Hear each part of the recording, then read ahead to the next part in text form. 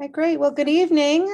This is a presentation on class rank, family information session. Families received a letter last week concerning the discontinuation of using reporting on class rank for the incoming freshmen for this year. And so what we want to do tonight is go through some information regarding that, clarify some things, and then answer any questions. So we're going to explain the new process, but it's not really a new process, just the not reporting of the class rank on the transcripts. Why we went in this direction based on research, the findings from the research, and other considerations that we made, and then some final reminders to families. So beginning with the current 8th graders, those are the 8th graders that will be rising 9th grade next year, class of 2026. Class rank will no longer be reported on their transcripts. Typically at the end of the 11th grade year and 12th grade year on the transcript itself, past practice was class rank was reported, and this will no longer be with our current 8th graders rising into 9th. This process does not impact any current high school students. So students that are currently 9th grade through 11th, this will not impact you. Your class rank will still be reported. And the current 9th grade class is the final BSD cohort with class rank reported. So I think that's pretty clear on that transition from between the grade levels. So we took a look at what was going on at the state, regional, and national level amongst colleges and universities and their application and acceptance processes through their admissions departments. And we also looked at our local, regional, and national high schools to understand their processes as well regarding class rank, so how everybody pretty much operates. And what we found was 91% of colleges and universities no longer require class rank to be reported as a part of the application process. And now they really take a more holistic approach to looking at the student themselves with a focus on how rigorous their academic programming was and their schedule, their grade point average, SAT and/or ACT scores, essay and writing samples, and then also counselor and teacher recommendations. And just some highlights from that. 2014, so that's been a while, only 20% of colleges and universities required class rank for admission.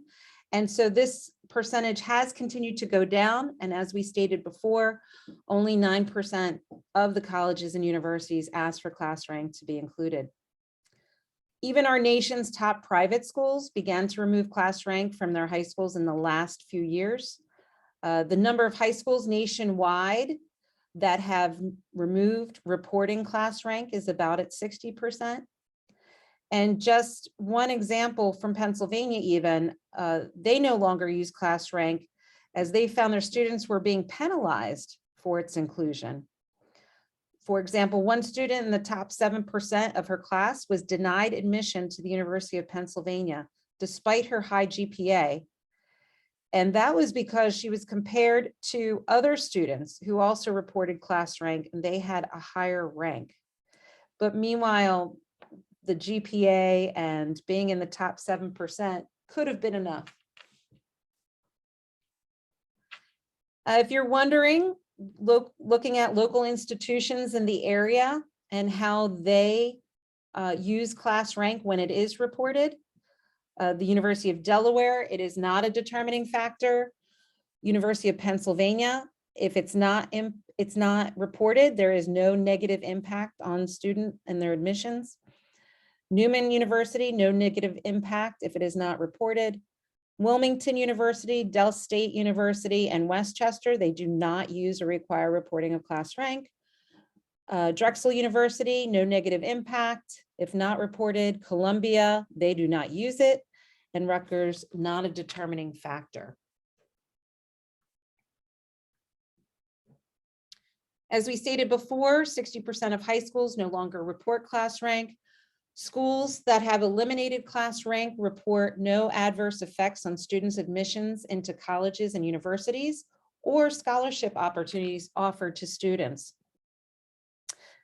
Really, the difference between the GPAs and our highest achieving students are really so very close that it's statistically insignificant. And let's take a look at an example of this. So looking at, this is just an example from a couple years ago, 3 of our high schools, we'll not say which ones are which.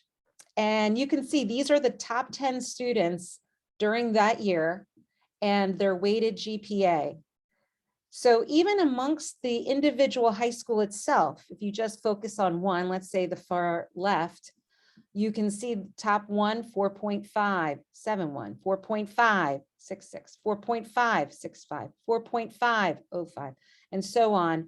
So very close, but yet has that impact of saying who's first, second, third, or fourth in their rank.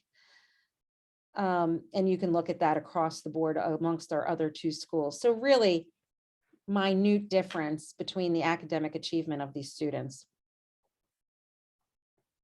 Another consideration that we wanted to focus on are the social emotional aspects of this in our students. Sometimes students can increase their stress and anxiety because they're so focused on their class rank and the pressure that builds to be number 1 or be in that highest top 10.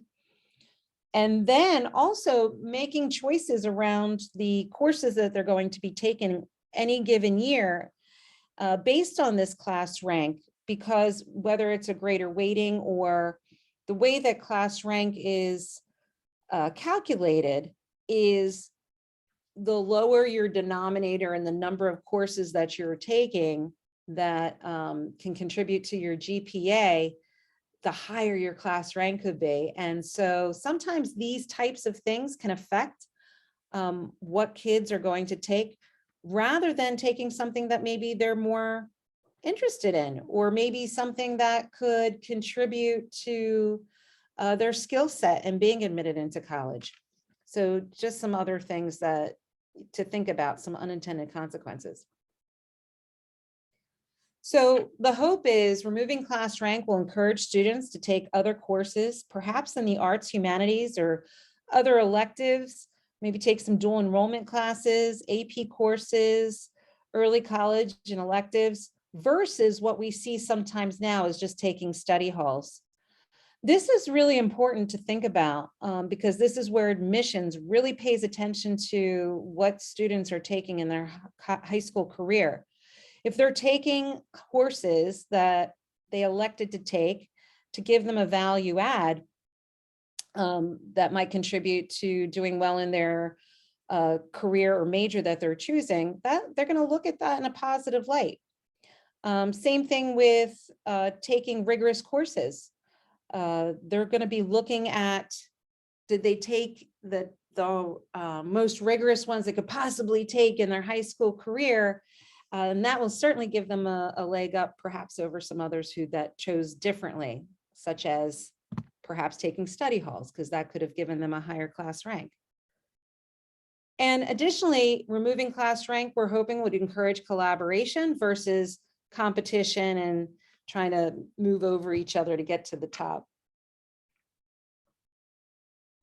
And so with this, we were just hoping for folks to think about, choices that they're making for course selection, that, if a decision was made because of class rank, that as a reminder, there is still time to make any adjustments to their class selections that they made for next school year for 9th grade.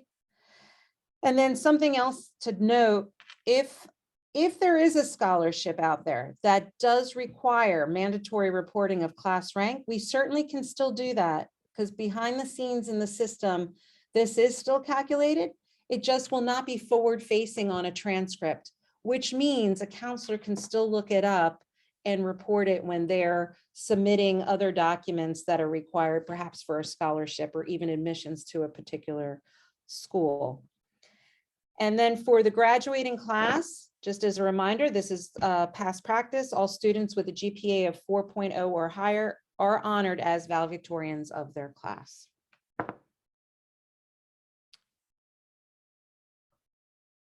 And that brings to conclusion our presentation tonight. Are there any questions with our guest? Hi, good evening, everyone. It was nice. I was new to the system, and my son is in 8th grade and he is moving to 9th. And I got a lot of information about the ranking system and as well as GPA. It was really a nice session. I am glad that I participated in this session. Wonderful. We're so happy that you joined us tonight. Same here. There is Wonderful. no questions from my end. Wonderful. Well, thank you so much for joining us and good luck to you and your Thank you. child in the Brandywine School District. Welcome. Thank you so much. Thank You you. all have a nice evening. You too. Bye.